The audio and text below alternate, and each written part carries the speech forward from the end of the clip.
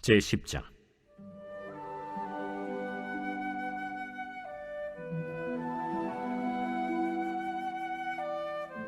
이에 사무엘이 기름병을 가져다가 사울의 머리에 붓고 입맞추며 이르되, 여호와께서 내게 기름을 부으사 그의 기업의 지도자로 삼지 아니하셨느냐? 내가 오늘 나를 떠나가다가 베냐민 경계 셀사에 있는 라헬의 묘실 곁에서 두 사람을 만나리니 그들이 내게 이르기를 내가 찾으러 갔던 암나기들을 찾은지라. 내 아버지가 암나기들의 염려는 놓았으나 너희로 말미암아 걱정하여 이르되 내 아들을 위하여 어찌하리요 하더라 할 것이요. 내가 거기서 더 나아가서 다볼 상수리 나무에 이르면 거기서 하나님을 배우려고 베델로 올라가는 세 사람을 만나리니 한 사람은 염소 새끼 셋을 이끌었고 한 사람은 떡 세 덩이를 가졌고 한 사람은 포도주 한 가죽 부대를 가진 자라. 그들이 내게 문안하고 떡 두 덩이를 주겠고 너는 그의 손에서 받으리라. 그 후에 내가 하나님의 산에 이르리니 그곳에는 블레셋 사람들의 영문이 있느니라. 내가 그리로 가서 그 성읍으로 들어갈 때에 선지자의 무리가 산당에서부터 비파와 소고와 저와 수금을 앞세우고 예언하며 내려오는 것을 만날 것이요. 내게는 여호와의 영이 크게 임하리니 너도 그들과 함께 예언을 하고 변하여 새 사람이 되리라. 이 징조가 내게 임하거든 너는 기회를 따라 행하라.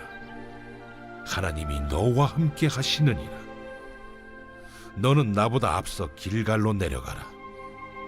내가 네게로 내려가서 번제와 화목제를 드리리니 내가 네게 가서 내가 행할 것을 가르칠 때까지 7일 동안 기다리라.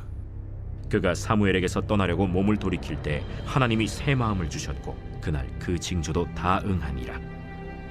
그들이 산에 이를 때에 선지자의 무리가 그를 영접하고 하나님의 영이 사울에게 크게 임함으로 그가 그들 중에서 예언을 하니 전에 사울을 알던 모든 사람들이 사울이 선지자들과 함께 예언함을 보고 서로 이르되, 기스의 아들에게 무슨 일이 일어났느냐? 사울도 선지자들 중에 있느냐? 그곳에 어떤 사람은 말하여 이르되, 그들의 아버지가 누구냐? 한지라. 그러므로 속담이 되어 이르되, 사울도 선지자들 중에 있느냐 하더라. 사울이 예언하기를 마치고 산당으로 가니라. 사울의 숙부가 사울과 그의 사환에게 이르되, 너희가 어디로 갔더냐? 암나기를 찾다가 찾지 못하므로 사무엘에게 갔었나이다. 청하노니 사무엘이 너희에게 이른 말을 내게 말하라. 그가 암나기들을 찾았다고 우리에게 분명히 말하더이다. 하고 사무엘이 말하던 나라의 일은 말하지 아니하니라. 사무엘이 백성을 미스바로 불러 여호와 앞에 모으고 이스라엘 자손에게 이르되, 이스라엘 하나님 여호와께서 이같이 말씀하시기를 내가 이스라엘을 애굽에서 인도하여 내고 너희를 애굽인의 손과 너희를 압제하는 모든 나라의 손에서 건져내었느니라 하셨거늘 너희는 너희를 모든 재난과 고통 중에서 친히 구원하여 내신 너희의 하나님을 오늘 버리고 이르기를 우리 위에 왕을 세우라 하는도다. 그런즉 이제 너희의 지파대로 1000명씩 여호와 앞에 나오라. 사무엘이 이에 이스라엘 모든 지파를 가까이 오게 하였더니 베냐민 지파가 뽑혔고 베냐민 지파를 그들의 가족별로 가까이 오게 하였더니 마드리의 가족이 뽑혔고 그 중에서 기스의 아들 사울이 뽑혔으나 그를 찾아도 찾지 못한지라. 그러므로 그들이 또 여호와께 묻되, 그 사람이 여기 왔나이까? 그가 짐 보따리들 사이에 숨었느니라. 그들이 달려가서 거기서 그를 데려오매 그가 백성 중에 서니 다른 사람보다 어깨 위만큼 컸더라. 사무엘이 모든 백성에게 이르되, 너희는 여호와께서 택하신 자를 보느냐? 모든 백성 중에 짝할 리가 없느니라. 하니 모든 백성이 왕의 만세를 외쳐 부르니라. 사무엘이 나라의 제도를 백성에게 말하고 책에 기록하여 여호와 앞에 두고 모든 백성을 각기 집으로 보내매 사울도 기브아 자기 집으로 갈 때 마음이 하나님께 감동된 유력한 자들과 함께 갔느니라. 어떤 불량배는 이르되 이 사람이 어떻게 우리를 구원하겠느냐? 하고 멸시하며 예물을 바치지 아니하였으나 그는 잠잠하였더라. 주님, 오늘 이 말씀을 통해 주님께서 우리에게 들려주시고자 하는 말씀을 들려주십시오. 설교자의 메시지가 아니라, 설교자의 생각이 아니라 하나님께서 주신 것들을 오늘 선포해 주고 우리의 마음에 들어와 박힐 수 있도록 축복하여 주시옵소서. 감사합니다. 예수님의 이름으로 기도했습니다. 아멘. 네, 오늘 말씀 함께 봅니다. 여러분, 한번 제가 단도직입적으로 여쭤볼게요. 오늘 말씀의 제목이 뭐죠? 네, 성도의 자격. 여러분, 자격 있으십니까? 성도가 될 만한 자격이 있으세요? 네. 어떤 직업이든 이 나름대로 자격 요건을 갖춰야 됩니다. 그래서 우리들은 나름대로 그 자격을 위한 약속들을 해두었죠. 그래서 변호사가 되려는 사람은 사법시험을 통과해야 되고, 의사가 되려는 사람은 의사고시가 필요합니다. 그런데 요즘 들어 이 시험을 통해 자격증을 주는 것이 맞는가라는 사회적 질문들이 생겨나고 있어요. 공부만 잘한다고 해당 시험을 잘 준비하는 사람들에게 자격을 주는 것이 과연 합당한가라는 질문을 하게 되는 것이죠. 당장 목사라는 직업만 하더라도 신학교에 나와서 목사고시를 합격하면 안수받을 자격이 주어지는데요. 과연 이것이 성경에 입각한 목사를 세우는 올바른 방식인가에 대한 고민들이 있습니다. 그래서 저희가 속한 연합감리교는 시험을 따로 보지 않아요. 인터뷰를 통해서 3번의 검증 과정, 패스하지 못하면 또 인터뷰를 하고 심화 과정을 통해서 계속 인터뷰를 하는 그런 검증의 과정들이 있습니다. 근데 여러분, 이 자격에 대한 고민들이 왜 생겨나게 됐을까요? 단순히 시험을 보고 자격을 주다 보니까 인성의 문제들, 또한 윤리적인 문제들이 불거져 나오기 시작했기 때문입니다. 특히 의사들, 목사들 할 것 없이 시험 잘 본다고 목사 주고 의사 주니까 윤리적인 문제들이 계속 생겨나는 거예요. 그래서 단순히 시험에 의존한 자격을 부여하는 것보다 그 사람의 인생을 두고 평가해야 한다는 의견들이 제기되고 있죠. 그 결과 국가의 중요한 일을 맡게 될 사람들을 앉혀주고 우리 사전 인사청문회라고 하는 청문회를 시행합니다. 나라의 대통령이 그 사람을 임명했지만 과연 그 사람이 그 역할을 잘 이행할 수 있는 자격이 있는 사람인지 다각적으로 검토하는 것이죠. 여러분, 그럼 제가 한 가지 질문을 더 해보겠습니다. 여러분, 부모로서의 자격은 있으십니까? 부모. 네. 옆 사람에게 물어보지 마세요. 네, 싸움 납니다. 여러분의 자녀에게 얼마나 좋은 부모세요? 만일 이 자리에서 내가 부모 자격 청문회를 진행한다고 합시다. 그래서 아이 도시락은 어떻게 싸주는지, 아이 기저귀는 얼마나 자주 갈아주는지, 아이와 정서적인 교감은 얼마나 주고받는지, 아이에게 상처 주는 일은 없는지 등등등을 청문회를 통해 물어본다면, 그리고 그래서 그 답을 토대로 부모 자격을 논한다면, 자격이 없는 사람은 아이 회수, 그래서 다들 전문 교육기관에, 전문 양육기관에 보낸다라고 생각하면 여러분 어떻게 하시겠습니까? 반대로 여러분, 자식의 자격은 있으십니까? 우리 부모님에게 얼마나 자주 안부 전화 드리시고 용돈 얼마나 드리세요? 제가 여러분 이제 앞에다 세우고 청문회를 막 진행해요. 자격이 없다라고 판단되어지면 부모님들 전부 회수, 그래서 실버타운으로 다 보내드리는 것. 여러분, 우리 중에 부모의 자격, 자식의 자격 있는 사람이 얼마나 있을까요? 우리는 부모가 된다라는 것이 어떠한 것인지 잘 모르고 우리 아이들의 부모가 되었습니다. 그렇게 아이들을 키우고 있는데 내가 정말 부모 역할을 잘하고 있는지, 아이에게 잘하고 있는 것인지 의문의 순간들이 한두 번이 아니죠. 여러분, 신앙을 갖는다고 하는 것도 부모가 되는 것과 별반 다르지 않은 것 같습니다. 예수님을 믿는다는 것, 그것이 구원받는 길이라고 해서 예수님을 믿게 되었는데, 또 친한 누군가의 소개로 교회를 다니게 되었는데, 나는 과연 잘 믿고 있는 것일까? 우리 이런 질문을 하게 된다는 거예요. 신앙이 좋은 사람들 보면 뭔가 구원받을 자격이 있어 보이고 또 교회 집사라는 직분에 맞는 자격이 있는 것 같은데, 나는 과연 성도로서의 자격이 있을까? 종종 우리는 생각하게 되는 것 같습니다. 여러분 자격이 있으세요? 여러분 여기 지금 앉아 계실 만한 자격이 있으신가요? 우리가 계속해서 주일마다 사무엘상의 말씀을 묵상하고 있습니다. 사무엘상 전반부를 나누면서 우리는 여태까지 등장했던 인물들의 자격들에 대해서 한번 생각해 볼 수 있을 것 같아요. 엘리는 제사장이 될 만한 자격이 있었습니까?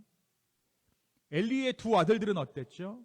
엘리의 두 아들들은 제사장 가문으로서 자격에 합당한 삶을 살았나요? 네. 우리가 보기에 그들이 합당한, 자격에 합당한 그러한 삶을 살지 못했기 때문에 그들을 하나님께서 심판하신 것으로 보입니다. 또 사무엘은 어떻습니까? 그는 왠지 그 자격에 맞는 인생을 살았던 것 같지요.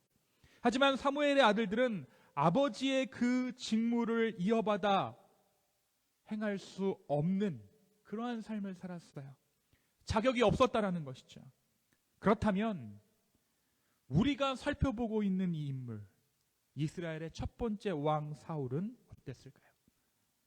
그는 과연 이스라엘 왕이 될 만한 자격이 있는 사람일까요? 오늘 말씀을 통해 한번 알아보길 원합니다. 우리가 지난주일 말씀을 통해서 사무엘과 사울이 만나게 된 사건을 함께 나누었습니다. 당시에는 모든 것들이 우연인 것처럼 보였지만 결코 우연이 아니었죠.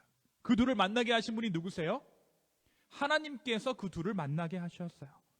하나님께서 이 둘의 만남을 주선하셨습니다. 만나야 할 두 사람이 만난 것이고 일어나야 할 일이 일어난 거예요. 그렇게 잃어버린 아버지의 암나귀를 찾아 나선 그 길에서 사울은 사무엘을 만나게 됩니다. 사무엘은 사실 왕을 세우는 것에 부담을 느꼈을 것이에요. 하나님께서 이스라엘의 왕을 세우는 것을 허락해 주시기는 했는데 왕을 세우는 그 일이 하나님 보시기에 옳은 일은 아니었기 때문이죠. 여러분 한번 이렇게 생각해 보죠. 여동생이 데리고 온 신랑감, 매제, 그 신랑감이 영 맞득지 않은 거예요. 쟤 분명히 내 여동생을 데려가면 고생시킬 것 같아. 근데 착한 부모가 그 결혼을 허락한 거예요. 친정 오빠는 그 부모님이 허락하셨기 때문에 어쩔 수 없이 결혼하는 것에 별말은 하지 않았지만 내심 그 여동생의 남편 된 사람을 탐탁지 않게 여기겠죠. 남녀도 마찬가지예요. 오빠가 결혼할 새언니를 데리고 왔는데 마음에 안 드는 거예요. 눈빛부터 하고 다니는 것 하며 여러 가지 옷 입은 것 하며 마음에 들지 않아요. 특히 우리 오빠가 목회를 한다고 얘기를 하는데 사모를 잘 할 수 있을까? 저 명품을 걸치고 이런 생각들 막 할 수 있겠죠. 아마도 사무엘이 이런 마음이었을 것 같아요.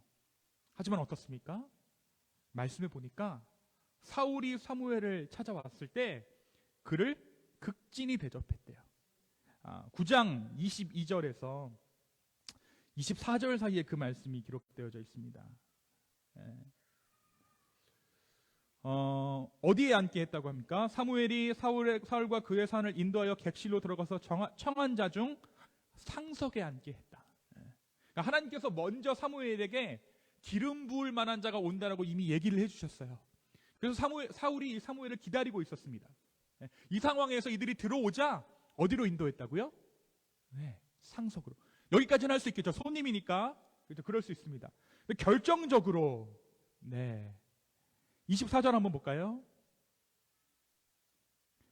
요리인이 넓적다리와 그것에 붙은 것을 가져다가 어디에 두었다고요? 사울 앞에. 치킨을 먹는데 다리를 누구한테 줬다고요? 사울에게. 이거는 진짜 심각한 문제죠. 요리를 해서 가장 귀한 부분을 지금 사울에게 내줬다라는 거예요. 이 말이 뭐냐면 귀한 손님 돼야 됐다라는 것이죠. 내 마음에 들지는 않지만 왜? 하나님께서 이 사울을 왕 삼으셨으므로. 사무엘은 사울을 그래서 상석에 앉히고 넓적다리를 사울에게 대접합니다. 그를 왕으로 인정했다라는 것이죠. 이스라엘의 왕을 세우는 것이 사무엘 스스로가 원하는 일이 아니었음에도 불구하고 사무엘은 그 일을 성실하게 수행합니다. 그리고 왕이 될 그 사람을 예우합니다. 그는 하나님께서 세우신 왕이었기 때문에. 하나님께 순종하는 마음으로, 그죠? 사울이 이뻐서가 아니라 하나님께 순종하는 마음으로 사무엘이 그 일을 수행했다는 것입니다. 여러분 이웃 사랑도 마찬가지예요. 저를 대하실 때도 마찬가지고 다른 누군가를 대하실 때도 마찬가지입니다. 누군가가 하는 짓이 이뻐서가 아니라 하나님의 명령이므로 우리가 그를 사랑해야 하고 품어야 한다는 것이죠. 네. 옆 사람을 향해서 한번 고백할까요? 하나님의 사랑으로 당신을 사랑합니다. 네, 하나님의 사랑으로 당신을 사랑합니다. 내 사랑으로는 어떻게 못해보지만 하나님께서 사랑하심으로 우리가 당신을 사랑합니다. 여러분, 그리고 나서 마침내 사무엘이 사울에게 무엇합니까? 오늘 1절 말씀에 기름을 부었어요. 어노인팅 했습니다. 어노인팅. 여러분, 기름을 붓는다는 것은 어떠한 의미가 있냐면요, 바로 메시아라는 단어가 기름 부음 받은 자라는 뜻이에요. 메시아. 그리스도, Jesus Christ, 그죠? 그럼 이 지저스가 이름이고 크라이스트는 뭐예요? 그리스도는 직무입니다. 직분. 근데 이 그리스도가 기름 부음 받은 자라는 뜻이에요. 자, 그러면 우리를 부를 때 지저시언이라고 부르나요? 크리스찬이라고 부르나요? 우리를. 그럼 우리는 뭐예요? 우리가 기름 부음 받은 자라는 거예요. 신기하죠?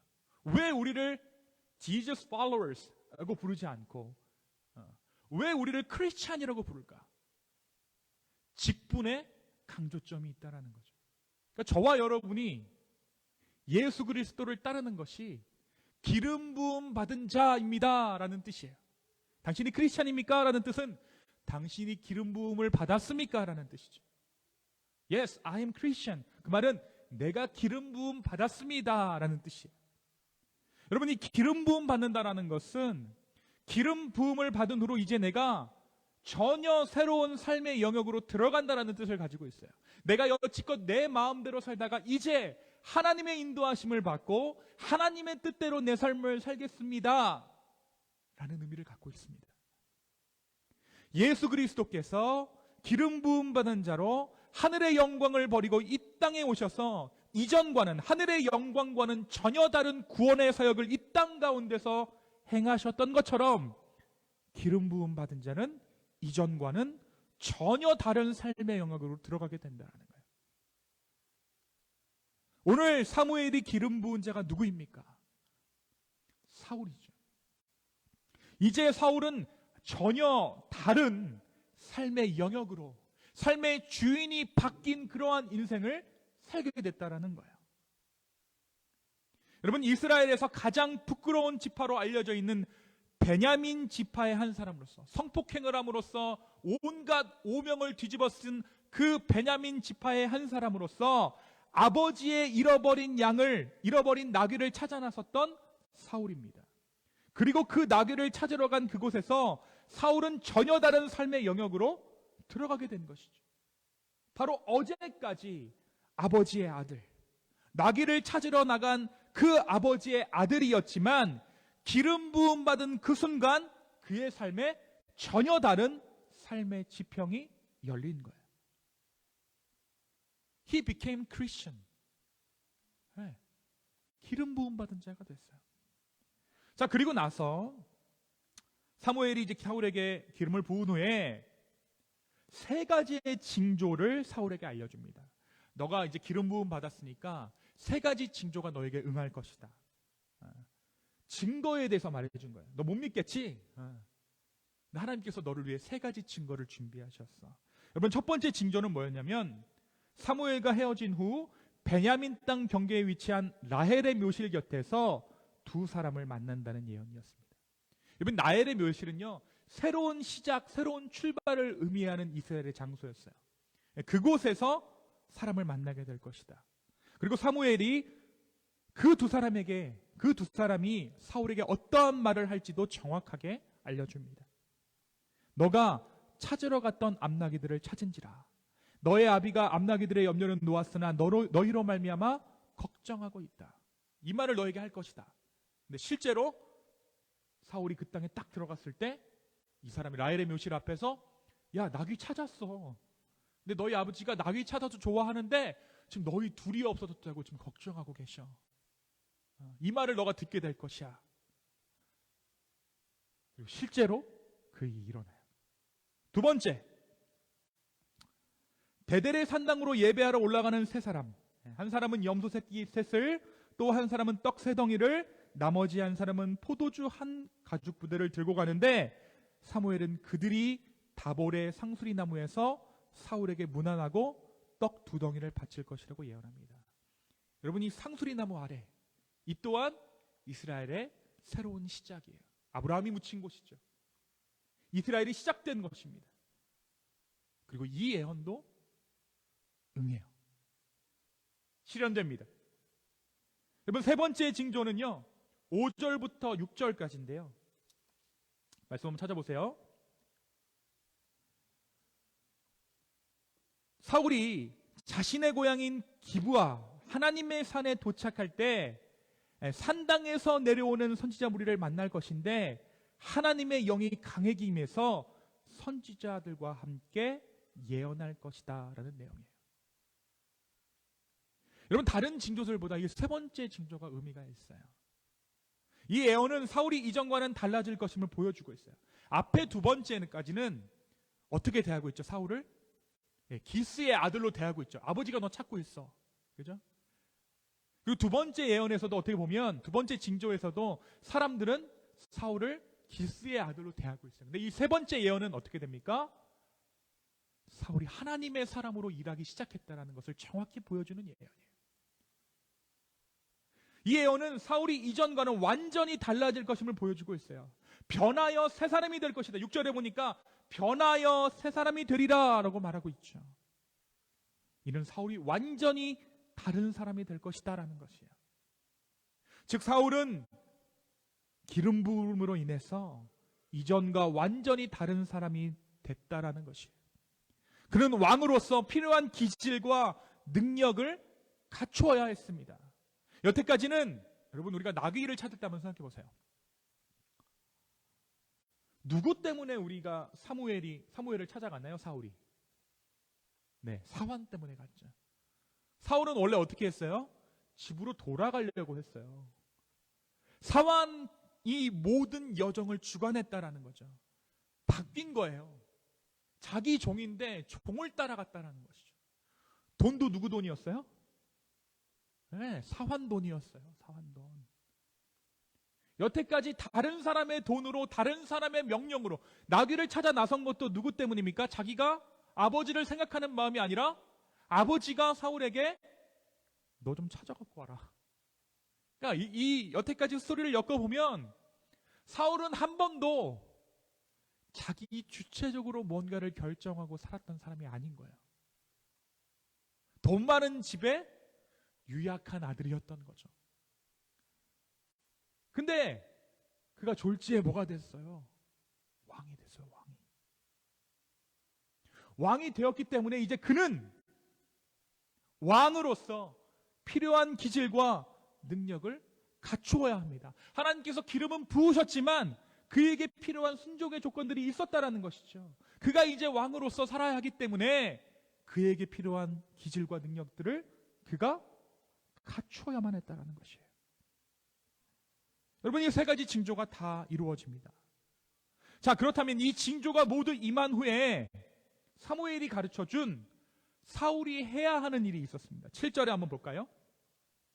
7절. 이 징조가 너에게 임하거든 너는 기회를 따라 행하라. 하나님이 너와 함께 하시느니라. 너는 나보다 앞서 길갈로 내려가라.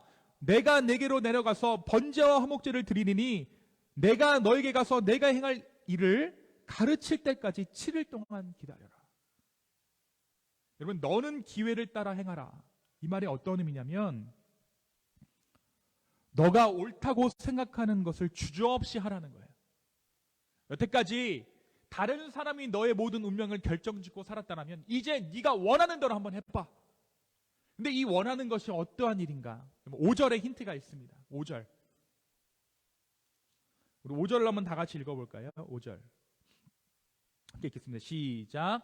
그 후 내가 하나님의 산에 이르니니 그곳에는 블레셋 사람들의 영문이 있느니라. 내가 그리로 가서 그 성읍으로 들어갈 때에 선지자의 무리가 산당에서부터 비파와 소고와 저와 수금을 앞세우고 예언하며 내려오는 것을 만날 것이요.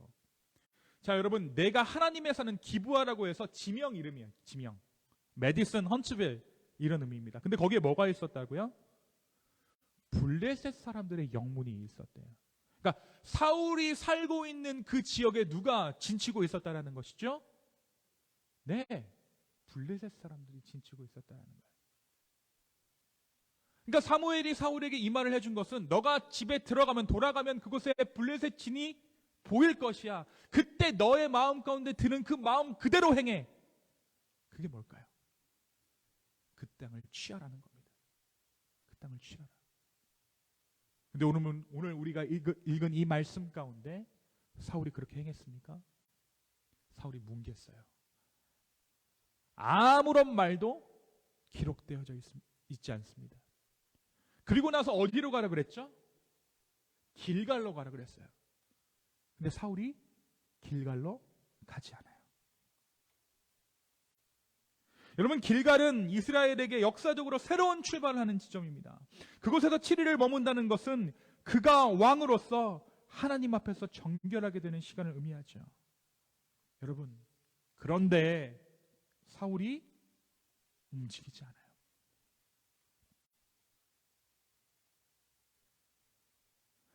사울에게 왕이 되었다. 기름 부음을 받았다. 다시 말해 그가 전혀 다른 통치체계 안으로 들어갔다라는 징조가 모두 임했음에도 불구하고 사울이 사무엘의 말을 듣지 않은 거예요. 여러분, 무엇이 사울에게 이 일을 할 수 없게 했겠습니까? 본인은 기름 부음 받았는데 다른 상황들이 조금도 바뀌지 않은 거예요. 대표적인 예가 무엇입니까? 주변 사람들의 반응이에요. 그가 예언을 하자 사람들이 야, 사울이 웬일이야? 사울이 예언을 다 해? 라면서 비아냥거리는 태도로 사울에게 얘기해요. 또 어떻습니까? 그가 집으로 돌아와 마을 어귀에 이르렀을 때 마을 사람들이 잃어버린 나귀에 대해서 얘기하죠. 아마 이 대목에서 사울은 현실을 자각했을 거예요. 전문 용어로 현타. 현타가 온 거예요. 마치 사무엘과의 만남이 한낱 우연이며 하룻밤의 꿈 같은 일이었구나. 그래, 살다 보니까 별일이 다 있네. 게다가 아버지의 나귀를 찾으러 갔을 때 먼저 집으로 돌아갈 것을 제안한 사울이 그 성격대로 가다가 말아먹는 거죠. 소심한 성격 그대로 에이, 뭐해. 그래서 사울은 이전의 삶으로 돌아갈 수밖에 없었던 거예요. 여러분, 마을 어귀에 딱 등장하자마자 야, 나귀 찾았어. 니네 아버지가 너 걱정하더라. 이 말을 듣는 순간 내가 뭐예요? 왕이 아니라 그 아버지 아들로 돌아가 버리는 거예요. 여러분, 우리가 이 사울의 사건과 유사한 사건을 신약에서도 발견할 수 있죠. 바로 예수님께서 고향에 가셨을 때의 일입니다. 예수님 고향이 어디죠? 나사렛. 사람들은 예수님께서 고향에 찾아오셨을 때 이 갈릴리 사람들이 뭐라고 얘기하냐면 너가 요셉의 아들이 아니냐라며 예수님을 비아냥거렸어요. 내가 네 아버지 알아. 그 목수하던 그 양반 아니야. 너 그 집 아들이지? 근데 여러분, 예수님은 이 상황에서 무엇을 붙잡으셨어요? 그리스도됨을 붙잡으신 거예요. 기름 부음 받음을 붙잡았어요. 사람들의 비아냥과 현실을 자각하게 하는 그 말, 너가 목수의 아들이 아니냐, 너가 요셉의 아들이 아니냐라는 그 강력한 공격에 예수님은 흔들리지 않고 그리스도됨을 붙잡으신 거예요. 기름 부으심 받은 거를 붙잡으신 거예요. 자, 그럼 여러분에게 제가 묻겠습니다. 여러분, 기름 부음 받으셨습니까? Are you Christian? 이런 질문으로 대신할 수 있겠죠. 여러분, 머뭇하고 계신 것 같아요. 자, 우리 손 한번 들어볼까요? 나 기름 부음을 받았습니다. 네. 목사님, 제 머릿결을 보세요. 푸석푸석하지 않습니까? 네, 저는 받지 않았습니다라고 말씀하시는 분도 계시죠. 하지만 여러분, 기름 부음 받았다는 사실은 여러분의 상황에서 확인할 수 있는 게 아니에요. 그것은 기름 부은 자가 있느냐 없느냐로 판단해야 되는 거예요. 기름 부음 받은 자가 판단하는 것이 아니라 기름을 부어준 자가 있느냐 없느냐. 오늘 말씀에서 이 기름 부은 자가 있고 기름 부음 받은 자가 있습니다. 기름 부은 사람이 누굽니까? 사무엘. 기름 부음 받은 자가 누구죠? 사울이죠. 그런데 한 사건, 기름 부음 받음이라는 사건을 두고 그것을 현실로 인지하고 삶 가운데 옮긴 것은 누구입니까? 사무엘이에요. 사무엘. 그러니까 이 기름 부음 받았다라는 이 사실은 누구로부터 증명되는 거예요? 기름 부음 받은 사울이 아니라 사무엘이 기름을 부었기 때문에 현실로 인정되는 거예요. 사무엘은 뒤에 사울에게 그 일을 모두 행했는지 확인하죠. 사울은 그 모든 것을 한낱 해프닝으로 생각하고 아무런 일도 행하지 않았습니다. 그렇다면 우리가, 저와 여러분이 기름 부음 받았다는 사실은 누구로부터 확인해야 합니까? 우리입니까? 아니면 기름 부으신 그분입니까? 기름 부으신 그분이에요. 그래서 우리를 크리스찬이라고 부르는 거예요. 기름 부음 받은 자라고 부르는 것이죠. 우리가 기름 부음 받았다는 사실은 우리에게 기름을 부으신 예수 그리스도 그리고 그분으로 말미암은 성령입니다. 누군가 저에게 이렇게 물으실 거예요. 목사님, 예수 그리스도를 믿은 이후 나에게는 어떠한 변화도 없습니다. 심지어 저는 남들 다 아는 방언을 하지도 못합니다. 내 주변은 그대로고 내 삶은 전혀 변하지 않았습니다. 주변 사람이 내가 변하는 거 제일 잘 안다 그러는데 나랑 같이 사는 그 남자는 교회에 올 마음이 없답니다. 내가 변화받지 않은 가장 큰 증거가 여기 있지 않습니까? 목사님, 저는 연약합니다. 그러면 여러분, 제가 이렇게 되물을게요. 여러분은 가장 위기의 순간에 무엇을 하실 것이세요? 가장 위기의 순간을 죽음이라고 가정한다면 여러분은 어떠한 것을 유언으로 여러분의 자녀에게 남기실 거예요? 예수 믿기 전에는 기도한다라는 기도한다라는 것을 상상조차 못했던 우리가 예수님께 우리의 삶을 드리며 도움을 구하고 있잖아요. 그죠? 여러분, 오늘 우리가 모인 곳이 어디입니까? 여기가 어디예요? 기쁨의 모임인가요? 기쁨의 학교인가요? 기쁨의 교회예요. 교회. 우리는 왜 오늘 이곳에서 모여 예배하고 있습니까? 그렇습니다. 그것이 기름 부으심의 증거예요. 우리의 주변은 바뀌지 않을 수 있어요. 사람들은 나의 믿음에 대해 인정하지 않을 수도 있습니다. 사울의 변화를 인정하지 않았던 사람들처럼 사람들은 우리의 신앙을 인정하지 않을 수 있어요. 그러나 우리가 붙잡을 것은 주변의 반응이 아니에요. 우리에게 기름을 부으신 그분의 신실하심이에요. 우리에게 기름을 부으신 그분이 십자가에서 그 사실을 확인시켜 주셨어요.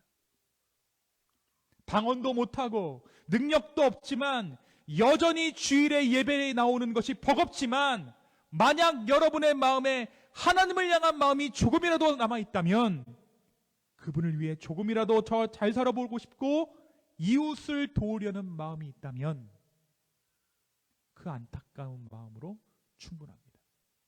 여러분, 아까 이 터키 영상 보셨죠? 그게 우리랑 무슨 상관이에요? 헌치빌에 지진 났습니까? 아니죠. 터키에 지진 났어요. 근데 여러분, 왜 울컥하셨어요? 왜 도우려는 마음이 생기셨나요? 그 마음으로 충분합니다. 잘 해보려는 마음으로 충분하다라는 거예요. 믿는 사람으로서 내 말투도 바뀌어야 되고 삶도 바뀌어야 하는데 라는 그 안타까움은 저절로 생긴 마음이 아니기 때문이에요. 그 마음을 주신 분이 하나님이십니다. 여러분 마음만 주셨을까요? 그 일을 완성하실 분이 하나님이십니다. 여러분 믿으셔야 돼요. 그 마음을 붙잡고 기도할 때 하나님은 우리의 삶에 전혀 새로운 삶의 지평을 열어가실 것입니다. 기름 부음 받았다라는 것은 전혀 다른 통치체계로 들어가는 거예요. 그분은 이미 우리에게 기름을 부으셨습니다. 그것으로 충분합니다. 이제 우리가 그분의 기름 부으심을 인정하고 나에게 행하실 그 일들을 기대하면 되는 거예요. 여러분, 사울이 블레셋의 진을 공격하지 못했던 이유는, 길갈로 가지 못했던 이유는 사울이 그 사실을 인정하지 않았기 때문입니다. 기름은 말랐고 그 모든 일들은 과거가 되었습니다. 만약 그가 그 땅을 취하기 위해서 기브아 땅의 산당을 부시기 위해 그 땅을 향해 진격했더라면 하나님은 분명 그 땅을 사울에게 허락하셨을 거예요. 여러분, 이제 좀처럼 바뀌지 않은 중요한 상황 때문에 머뭇머뭇하기보다는 새로운 통치 안에서 하나님의 기름 부으심을 누릴 수 있는 저와 여러분 되기를 예수님의 이름으로 축원합니다. 사탄은 공격합니다. 너가 무슨 성도냐? 너가 무슨 집사냐? 네가 무슨 자격이 있느냐? 하지만 그분이 우리를 기름 부으셨습니다. 그것으로 충분합니다. 오늘 이 하나님께, 우리를 기름 부으신 그 주님께 감사하며 기름 부음 받은 우리의 인생을 주 앞에 드릴 수 있는 저와 여러분 되기를 예수님의 이름으로 축원합니다. 이 시간 함께 같이 기도했으면 좋겠어요.